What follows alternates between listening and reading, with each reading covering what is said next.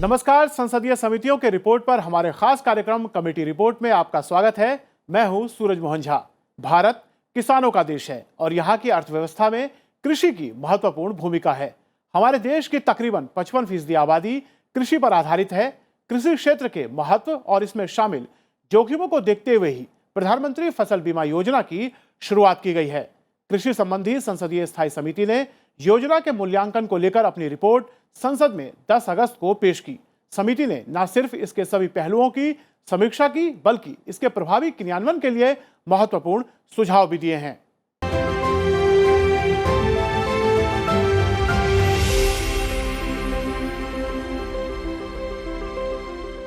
समिति की सिफारिशों पर हम विस्तार से डालेंगे नजर, साथ ही विशेषज्ञों से हर पहलू पर करेंगे चर्चा। साथ ही ये भी जानेंगे कि किसानों के लिए कितने फायदेमंद साबित हुई है प्रधानमंत्री फसल बीमा योजना। इस महत्वपूर्ण विषय पर चर्चा के लिए स्टूडियो में हमारे साथ मौजूद हैं प्रेम एस वशिष्ठ, पूर्व निदेशक कृषि अर्थशास्त्र अनुसंधान केंद्र, दिल्ली विश्वविद्यालय। सर, आपका स्वागत है। साथ ही हमारे साथ मौजूद हैं डॉक्टर अशोक विशनदास, पूर्व अध्यक्ष कृषि लागत और मूल्य आयोग, कृषि मंत्रालय, भारत सरकार से। सर, आपका स्वागत है हमारे कार्यक्रम में। चर्चा शुरू करने से पहले हम आपको बता दें कि कृषि संबंधी संसदीय स्थायी समिति की जिस रिपोर्ट की आज हम बात करने जा रहे हैं, उसे इस साल मानसून सत्र के दौरान संसद में पेश किया गया। इस रिपोर्ट में राज्यों की भागीदारी योजना में बढ़ाने और शिकायत निगरानी तंत्र को मजबूत करने का सुझाव दिया गया है। कृषि संबंधी स्थायी समिति ने प्रधानमंत्री फसल बीमा योजना एक मूल्यांकन को लेकर अपनी रिपोर्ट संसद के मानसून सत्र में 10 अगस्त को पेश की। समिति ने अपनी रिपोर्ट में कहा कि भारत की अर्थव्यवस्था में कृषि की महत्वपूर्ण भूमिका है। कृषि क्षेत्र के महत्व और जोखिमों को देखते हुए ही किसानों के लिए फसल बीमा योजना की शुरुआत हुई थी, लेकिन पुरानी योजना से हुए अनुभव के आधार पर फसल बीमा कवर के तहत अधिक जोखिम को शामिल करते हुए किसानों के लिए अधिक लाभदायक और किफायती बनाने के लिए प्रधानमंत्री फसल बीमा योजना को अप्रैल 2016 में शुरू किया गया। कृषि संबंधी स्थायी समिति ने बीमा दावों के निपटान में देरी को योजना के क्रियान्वयन की सबसे बड़ी चुनौती माना है। समिति ने सुझाव दिया है कि हर राज्य में शिकायत निवारण कमेटी बनाई जाए। समिति ने कृषि एवं किसान कल्याण विभाग को ये भी सुझाव दिया है कि जवाबदेही सुनिश्चित करने के लिए सांसदों सहित स्थानीय जनप्रतिनिधियों को जिला स्तरीय कमेटी में शामिल किया जाए। किसानों के सवालों के जवाब देने के लिए टोल फ्री हेल्पलाइन बनाने का भी संसदीय समिति ने सुझाव दिया है। समिति ने बीमा कंपनियों के हर तहसील में कार्यालय होने की अनिवार्यता पर बल दिया है। ब्यूरो रिपोर्ट, संसद टीवी। जिस तरह से कृषि संबंधी स्थायी समिति ने अपनी रिपोर्ट पेश की है प्रधानमंत्री फसल बीमा योजना को लेकर, ये तो मानने वाली बात है कि ये जो बीमा योजना शुरू की गई है वो भारत के किसान, जो 55% भारत की जनता है और कृषि पर आधारित है, उसको कहीं ना कहीं कृषि से जो जोखिम उत्पन्न होते हैं प्राकृतिक आपदाओं और अन्य चीज़ों को लेकर, उससे निपटाने के लिए और उसमें उनको फायदा देने के लिए शुरू की गई है। आप किस तरह से देखते हैं प्रधानमंत्री फसल बीमा योजना को? देखिए, निश्चित रूप से स्कीम्स तो पहले भी चल रही थी, लेकिन 2016 ऑनवर्ड्स इसको नए रूप में प्रेजेंट किया गया और काफ़ी विस्तृत रूप से वर्कआउट किया गया है कि रिस्क कैसे कवर होगा, डिफरेंट रीजन्स में, डिफरेंट एग्रो क्लाइमेटिक कंडीशंस में रिस्क फैक्टर अलग अलग होता है, उसके हिसाब से वो सारी चीज़ें फ़िक्स करनी है, प्रीमियम फ़िक्स करने हैं।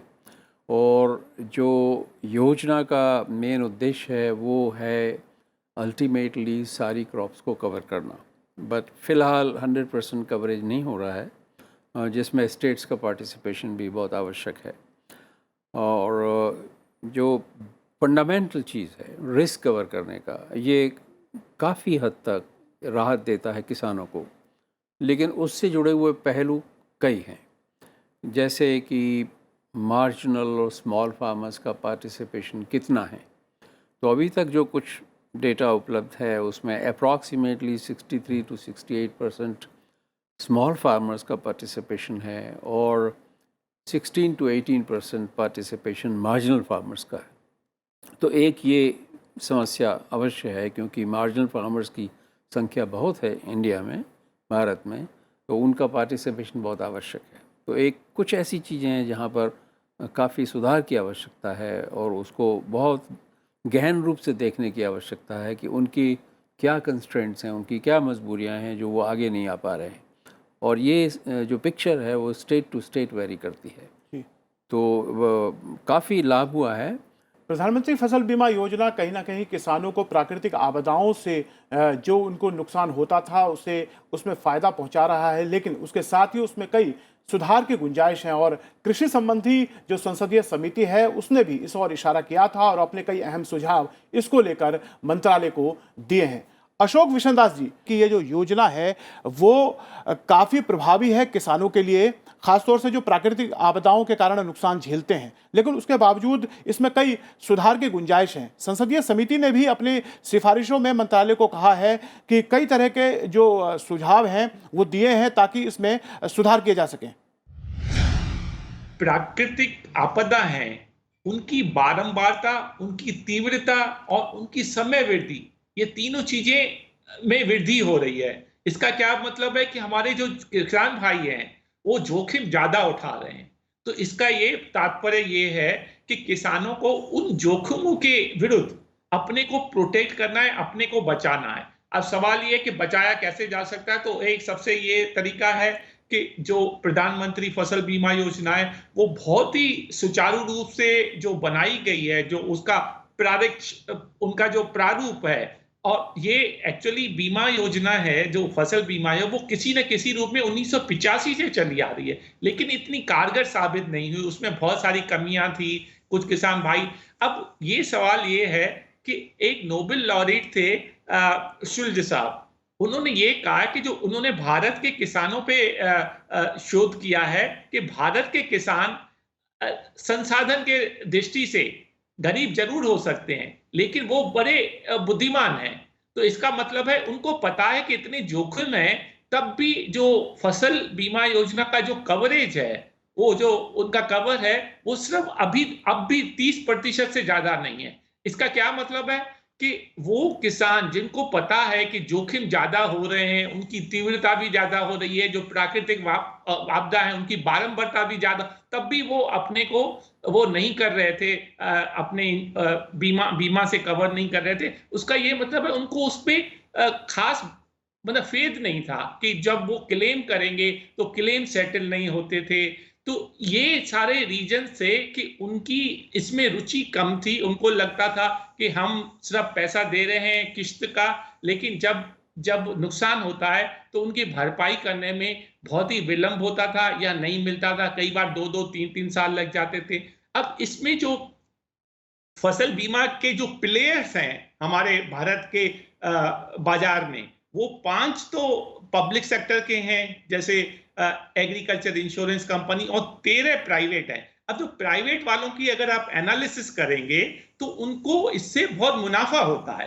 तो ये संसदीय कमेटी ने भी ये सिफारिश की है कि जो प्राइवेट प्लेयर हैं अगर उनको मुनाफा होता है, इसका क्या मतलब है वो जितना किसानों का दावा देते हैं उससे ज्यादा उनसे किश्तों के रूप में पैसा वसूल कर लेते हैं। तो ये जो स्थिति है ना वो अनएक्सेप्टेबल है, उसको आप स्वीकार नहीं कर सकते। यानी कि आप किसान वैसे ही गरीब है, उससे आप पैसा वसूल करके अपने तिजोरियां भर रहे हैं। तो उन्होंने संसदीय कमेटी की इस रिपोर्ट में जैसे एक छोटे से में कहा है कि जो उनका मुनाफा हो वो उसी गांव में उसी जिले में उनको सोशल रेस्पॉन्सिबिलिटी, जो कॉर्पोरेट सोशल रेस्पॉन्सिबिलिटी कहते हैं, उसके रूप में उनको खर्च करना चाहिए। ये उनकी एक सिफारिश है। अच्छा, दूसरा इसमें बहुत अच्छा अभी इस फसल बीमा योजना में किया, पहले क्या था कि जो लोनी फार्मर्स है यानी कि जो कर्जदाता किसान थे उनके लिए ये कंपलसरी था। अब कोई भी चीज अगर आप कंपलसरी करेंगे तो उसमें लोगों को शक पैदा होता है कि भाई मेरे लिए कंपलसरी है, तो उनके लिए एक बोझ हो जाता था।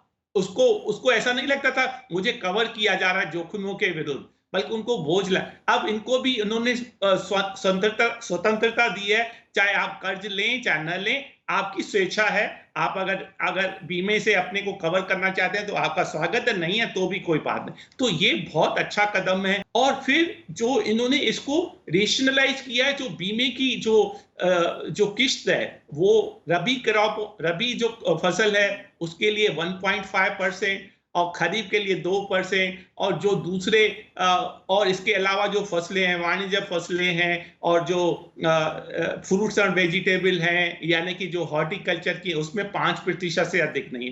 और जो बाकी बैलेंस है वो सेंटर और स्टेट, केंद्र सरकार और राज्य सरकार आपस में बांट लेती हैं 50-50% के रूप में।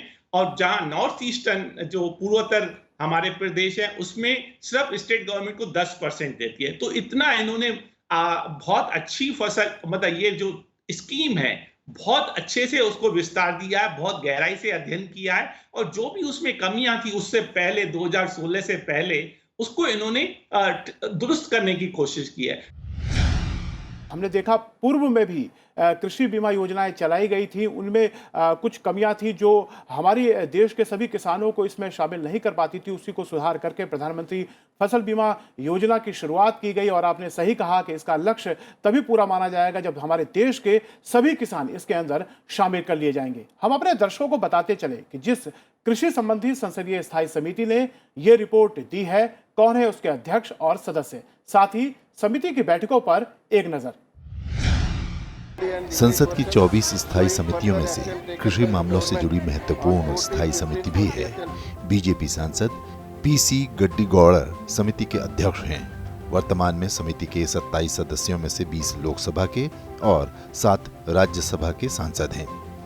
समिति ने प्रधानमंत्री फसल बीमा योजना से जुड़ी अपनी रिपोर्ट 8 अगस्त 2021 को संसद के दोनों सदनों में पेश की। संसदीय समिति ने प्रधानमंत्री फसल बीमा योजना में हुए हाल में कुछ संशोधनों की वजह से राज्य सरकारों के इस योजना से हटने का खतरा बताया है, और साथ ही ऐसे संशोधनों में परिवर्तन का सुझाव दिया है जो राज्यों को सब्सिडी जारी करने में देरी की वजह से योजना में भागीदारी करने से रोकते हैं। प्रेम वशिष्ठ जी, राज्यों की भागीदारी इसमें सुनिश्चित हो, जैसा कि विशन दास जी भी कह रहे थे कि इस लक्ष्य को, इस योजना को तभी पूरा माना जाएगा जब देश के सभी किसान इसमें शामिल होंगे, और वो किसान तभी शामिल होंगे जब राज्यों की भी सहभागिता इसमें बढ़ेगी। आप क्या कहना चाहेंगे? कई राज्यों ने तो ज्वाइन करने के बाद विड्रॉ किया है, और उनके अपने अपने रीजंस हैं, और एक मेन कारण उनका फाइनेंशियल डिफ़िकल्टीज जो एक्सप्लिसिटली रिपोर्ट ने मेंशन किया है। अब ये एक बड़ा बुनियादी मुद्दा है कि अगर स्टेट कोई कहता है, चाहे एक्सप्लिसिटली ना कहें लेकिन इम्प्लिसिटली तो है, कि अगर वो सोचते हैं कि वो उतना फाइनेंशियल बर्डन नहीं उठा पाएंगे, जो भी रीज़न हो, तो एक बहुत बड़ा चिंता का विषय।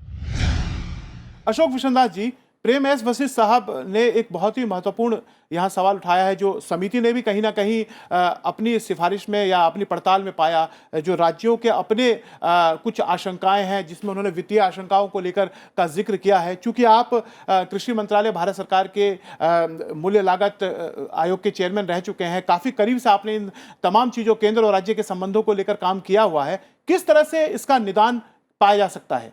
हमारा जो संविधान है और जो संघीय ढांचा, वो ऐसा है कि जो कृषि है वो स्टेट सब्जेक्ट है, और जब तक आप स्टेट उसको एग्री नहीं करेंगे तो वो स्कीम बहुत दूर तक नहीं जा पाएगी। ये तो सबसे पहला पॉइंट ये है। और दूसरा, हमें ये देखना चाहिए कि जो किसान है, हम किसानों की मदद अगर स्टेट नहीं करेगा तो कौन करेगा? अगर आप नेशनल फूड सिक्योरिटी इंश्योर करेंगे, उसको सुनिश्चित करेंगे, तो उससे आपकी जो पीस है, ट्रैंक्विलिटी, वो भी बढ़नी रहेगी, लॉ एंड ऑर्डर प्रॉब्लम नहीं होगी। ये बात को समझना चाहिए स्टेट्स को भी, कि अगर आप किसानों की मदद नहीं करेंगे तो कौन अन्नदाता होगा, और अन्नदाता अगर हमारा पीछे रह गया तो वो उससे और बहुत सारी समस्याएं उत्पन्न होती हैं, जिसमें लॉ एंड ऑर्डर भी है, पब्लिक ऑर्डर है, एंड पीस है, शांति है उस प्रदेश में। तो ये सारी चीजों को हमें एक ही कड़ी में जोड़ के देखना पड़ेगा। किसानों का जो कल्याण है वो केंद्र और राज्य दोनों को मिलकर करना है, और राज्यों को भी अपनी आर्थिक दिक्कतों को समझते हुए किसानों के कल्याण के लिए कहीं ना कहीं इस योजना को अपने यहाँ क्रियान्वित करना चाहिए, ताकि किसानों का फायदा हो सके। और इसमें केंद्र और राज्य की जो राजनीति है उसे दूर रखकर ही इस नीति और इस योजना का लाभ तमाम किसानों तक पहुंचना चाहिए। संसदीय स्थायी समिति ने बीमा दावों के निपटान में देरी को योजना के क्रियान्वयन की सबसे बड़ी चुनौतियों में से एक माना है। समिति ने उपज डेटा, राज्यों द्वारा प्रीमियम सब्सिडी को समय पर जारी नहीं करने, बीमा कंपनियों और राज्यों के बीच उपज से संबंधित विवाद और किसानों के खातों के विवरण न होने को बीमा दावों के निपटान में देरी का कारण बताया है और साथ ही सुझाव दिया है कि तकनीक और सभी संस्थागत प्रणालियों के बीच समन्वय के जरिए इन समस्याओं को दूर किया जाए। जो केंद्र और राज्य की बात अगर हम बात करें, चूंकि किसान और बीमा कंपनियां ये दोनों ही स्टेक होल्डर हैं, किसान प्राकृतिक आपदा से जूझता है, ऐसे में उसे तुरंत वित्तीय सहायता की जरूरत होती है। उस वजह से ही वो प्रधानमंत्री किसान फसल बीमा योजना को लेता है। लेकिन अगर बीमा के निपटान में ही देरी होगी तो किसान किस तरह से लाभान्वित होगा? संसदीय समिति ने उस ओर चिंता जाहिर की है। साथ ही कहा है कि इस निपटान के तंत्र को मजबूत किया जाए। यील्ड एस्टिमेट्स पर हेक्टेयर वो डिस्प्यूटेड हो जाता है। प्राइवेट कंपनीज कहेंगे इतना है, दूसरे ने कहा इतना है। तो उसका एक जो सोल्यूशन मेंशन किया गया है और ऑलरेडी उस डायरेक्शन में स्टेप लिए जा रहे हैं, वो है आप लेटेस्ट टेक्नोलॉजी यूज़ कीजिए। तो जिसको वो टेक्निकली स्टैटिस्टिशियंस बोलते हैं smart sampling technique. Smart sampling technique आपको यूज़ करना है, सैटेलाइट से इंफॉर्मेशन लेना है, जो कि काफ़ी हद तक आपको प्रिसाइज एस्टिमेट्स यील्ड का देगा। तो अगर इसको काफ़ी स्ट्रेंथन कर दिया जाए और सारे देश के कोने कोने से, और जो हाई रिस्क एरियाज़ हैं जहाँ पे जैसे फ्लड्स का खतरा है, ड्राउट का खतरा है और क्लाइमेट रेजिलियंस उतना नहीं है, और उन एरियाज़ में पर्टिकुलरली जहाँ पे रिस्क फैक्टर बहुत हाई है, अगर यील्ड एस्टिमेट्स और एस्टिमेटेड लॉस का वो सारा डेटा क्विकली बोथ सेंट्रल और स्टेट गवर्नमेंट के पास होगा और वो शेयर किया जाएगा कंपनीज, इंश्योरेंस कंपनीज के साथ, जितने फास्ट स्पीड पर वो डेटा शेयर किया जाएगा, जितने कम लैग के साथ वो डेटा आएगा, तो उसमें डिस्प्यूट रेजोल्यूशन के चांसेस बढ़ जाते हैं जी। ये एक बड़ा कारण बना हुआ है जिस के डायरेक्शन में ऑलरेडी स्टेप लिए जा रहे हैं। प्रधानमंत्री फसल बीमा योजना किसान इसीलिए लेता है कि कोई प्राकृतिक आपदा अगर आ जाती है तो उसको उस नुकसान से उसकी भरपाई उसका ये बीमा योजना करेगा, और उसमें देरी हो ये एक बहुत बड़ी समस्या है। समिति ने इस ओर इशारा किया और अपने अहम सुझाव भी दिए हैं, जिस तरह से प्रेम एस वशिष्ठ साहब ने भी इस मुद्दे को उठाया है। अशोक विशनदास जी, मैं आपसे जानना चाहूँगा, जिस तरह से बीमा कंपनियों का जो नुकसान की निपटान की जो को लेकर संसदीय समिति ने सवाल खड़े किए हैं, उसमें देरी हो रही है। अब किसान को अगर प्राकृतिक आपदाओं या अन्य नुकसान से नुकसान होता है, आर्थिक नुकसान हो रहा है, तो वो चाहता है उसकी भरपाई जल्द हो। तो इसके लिए उन्होंने ये सुझाव दिया है कि अगर आप किसी समय, उन्होंने समय निर्धारित किया है और अगर उस समय सीमा तक आपने अगर नहीं निपटारा किया तो 12% उसमें ब्याज देने को कहा गया है, और वो एक तरह से इसको थोड़ा सा और तेजी लाएगा जो दावे किसानों के हैं उनको सेटल करने में। एक तो ये है। दूसरा, उनके और जो प्राइवेट कंपनियों को भी मेरे विचार से, क्योंकि उनका जो प्रॉफिट है करीब 32 से 36% उनका प्रॉफिट है। प्रॉफिट का मतलब है कि जो उनको रेवेन्यू जनरेट करते हैं इस इंश्योरेंस से और कितने दावे किए हैं, तो उसमें काफ़ी जो है वो जस्टिफाइड नहीं है कि आप 1/3 उसमें से अपने लाभ रखें। तो इसका मतलब कहीं ना कहीं तो ऐसा है कि या तो वो दावे ठीक से नहीं सेटल कर रहे हैं या ओवर चार्ज कर रहे हैं प्रीमियम भी। तो उनसे बैठ के मीटिंग में भाई आप ऐसा क्यों कर रहे हैं और क्या उसका समाधान हो जाए। मेरा तो बहुत निश्चित मत है कि अगर कहीं इस तरह की समस्या है, जब लॉजिक आता है, तर्क संगत आता है, तो आप उनसे बैठ के और उनके सामने बैठ के उनसे बात करिए। स्टेट्स को भी बुलाइए, सेंटर तो रहेगा ही, और प्राइवेट कंपनी और जो पब्लिक सेक्टर की 5 कंपनियां उनको बुला के, जब ये कर सकते हैं पब्लिक सेक्टर कंपनियां, तो आप क्यों नहीं कर सकते।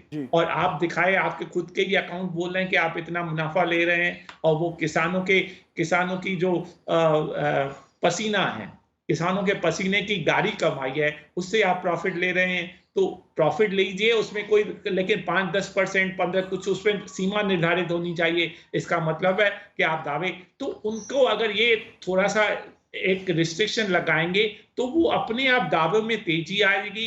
एक तो ये होगा। दूसरा, जो अगर आपने टाइम से नहीं दिया तो 12% ब्याज भी ले रहे हैं, जो कि बैंक से बहुत ज्यादा है। आजकल बैंक में ही 5-6% है, तो उन्होंने 12% का कहा, तो मतलब करीब करीब डबल रेट ऑफ इंटरेस्ट है। तो ये कोई समस्या ऐसी मेरे विचार से ये समस्या गहरी नहीं है, सिर्फ हमारा थोड़ा सा उसके प्रति इंडिफरेंस है, अगर मैं ये शब्द यूज करता हूँ। जो मेरा जो तजुर्बा और अनुभव कहता है, वो हम लोगों ने इसको थोड़ा सा निगलेक्ट किए हुए हैं। नहीं तो ऐसी कोई गंभीर समस्या है ही नहीं, और न विचारों में कोई मतभेद है। प्रधानमंत्री फसल बीमा योजना में प्रावधान है कि जिस किसान ने लोन लिया हुआ है वे एक डिक्लेरेशन फॉर्म भरकर इस योजना से बाहर हो सकते हैं, पर जागरूकता की कमी की वजह से कई किसान जरूरी फॉर्म जमा नहीं करते और उनके बैंक खातों से प्रीमियम की कटौती हो जाती है। समिति ने इस प्रावधान में संशोधन का सुझाव दिया है। समिति ने सुझाव दिया है कि हर राज्य से शिकायत निवारण कमेटी बनाई जाए। अभी मात्र 15 राज्यों और केंद्र शासित प्रदेशों में ही शिकायत निपटारे के लिए समितियां बनाई गई हैं। समिति ने कृषि एवं किसान कल्याण विभाग को यह भी सुझाव दिया है कि जवाबदेही सुनिश्चित करने के लिए सांसदों सहित स्थानीय जनप्रतिनिधियों को जिला स्तरीय कमेटी में शामिल किया जाए। किसानों के सवालों के जवाब देने के लिए टोल फ्री हेल्पलाइन नंबर बनाने पर भी संसदीय समिति ने सुझाव दिया है। शिकायत निपटारे को लेकर वशिष्ठ साहब, जिस तरह से संसदीय समिति ने इस ओर इशारा किया है और काफ़ी अहम सुझाव दिया, उन्होंने अपनी पड़ताल में पाया है कि शिकायत निपटारे को लेकर जो कमेटियां होनी चाहिए उतनी कमेटियां हर राज्य में नहीं बनी हैं। कुछ राज्यों ने अच्छी शुरुआत की है जिनके नतीजे सकारात्मक दिख रहे हैं, लेकिन हर राज्य में नहीं है। इस ओर कदम उठाना चाहिए। नहीं, बिल्कुल बढ़ना चाहिए, और डिस्ट्रिक्ट लेवल पर उसको स्ट्रेंथन करना बहुत ही आवश्यक है। वो जब तक नहीं होगा तो देखिए उसमें ना तो किसानों का कॉन्फिडेंस आएगा, ना प्राइवेट कंपनी का कॉन्फिडेंस आएगा। तो जिसको ग्रीवेंस रिड्रेसल वाली बात है वो तो बहुत ही अहम है। लेकिन एक जो पहलू छोटा सा है वो अवेयरनेस क्रिएट करना फार्मर्स के अंदर बहुत बड़ा मुद्दा है जी। वो छोटा मुद्दा नहीं है जी। कि अगर 30% हैं, ज़्यादा 33% अप्रॉक्सीमेटली बेनिफिट कर रहे हैं और ज़्यादा नहीं कर रहे हैं, तो उनके कारणों में हमको गहन रूप से जाना आवश्यक है। तो एक तो जो कमेटी ने रिकॉग्नाइज किया है कि 0.5% ऑफ प्रॉफिट कंपनीज कम से कम अवेयरनेस जनरेशन पे लगाएं और सारी मशीनरी इनको क्रियान्वित कर दें, एक्टिवेट करें बहुत बहुत गंभीर तरीके से, ताकि किसानों के अंदर अवेयरनेस हो कि भाई ये इंश्योरेंस लेना अच्छा है जी। तो ये एक बड़ा इम्पॉर्टेंट मुद्दा है। एक छोटा सा बात और है कि जहाँ पर मार्जिनल फार्मर्स हैं और काफ़ी स्मॉल फार्मर्स भी हैं और वो शेयर होल्डर्स, वो शेयर क्रॉपर्स हैं, टेनेंट्स हैं, अब उनको तो पेपर्स चाहिए। आप उनको रखेंगे नहीं जब तक वो, जिसको कहते हैं भाई इंश्योरेबिलिटी क्या है आपकी जी। तो अगर उनके पास पूरे पेपर्स नहीं हैं और जो लैंडलॉर्ड है वो उनको लिख के देगा नहीं कि भाई ये मेरा टेनेंट है, जी। तो ये मुद्दा आज का नहीं है, ये बड़ा पुराना मुद्दा है। उसके बेस पे उसको क्रेडिट भी नहीं मिलता है। तो घूम फिर के बात आती है कि जो फंडामेंटल मुद्दे हैं जिनमें रिफॉर्म बहुत आवश्यक है और बहुत सीरियसली उसको रिव्यू करना है। हालांकि एक कमेटी जो डॉक्टर हक कमेटी थी, उन्होंने सब काफ़ी इम्पॉर्टेंट रिकमेंडेशंस दी हैं, लेकिन उसके बावजूद भी अभी करोड़ों छोटे किसान ऐसे हैं जिनके पास कोई पेपर्स वो नहीं है कि वो शेयर क्रॉपर हैं, वो टेनेंट हैं। तो अगर वो नहीं होगा उनके पास पेपर तो आपको इंश्योरेंस मिलेगा नहीं। तो हम सोचे बैठे हैं कि ये इनको पता नहीं है, ये बड़े इंडिफरेंट हैं, लेकिन बेसिक मुद्दे पे तो जाना पड़ेगा आप। फसल बीमा योजना का जो लक्ष्य है उसकी पूर्ति तभी हो सकती है जब किसान खुद जागरूक होगा और जागरूकता बढ़ाने की तरफ कदम उठाना चाहिए। जैसे वशिष्ठ साहब बता रहे थे कि जो बीमा कंपनियां हों उनको एक ये भी कहा गया कि अपने मुनाफे में से वो जागरूकता बढ़ाने के लिए, इसके प्रचार के लिए भी पैसा खर्च करें। अशोक विशनदास जी, जिस तरह से हमने अपनी चर्चा में अभी पाया है कि किसानों में जागरूकता का एक अभाव है, जिस तरह की दिक्कत हम देख रहे हैं कि जो किसान बाद में लेना नहीं चाहता उसका प्रीमियम कट जाता है, तो जागरूकता किस तरह से किसानों में इस योजना को लेकर हो। साथ में समिति का जो सुझाव है कि जिला स्तरीय जब शिकायत निपटारा कमेटी या अन्य तरह की कमेटी बनती है तो वहां पर स्थानीय जनप्रतिनिधियों को भी शामिल किया जाए, उसमें एमएलए हो सकते हैं, लोकसभा राज्यसभा के सांसद भी हो सकते हैं। आप इस सुझाव को किस तरह देखते हैं? ये सुझाव बहुत अच्छा है, लेकिन मैं फिर उसी बिंदु पे फिर से जाऊंगा, क्योंकि मैंने कम से कम 50,000 किसानों से बात की हुई है पर्सनली।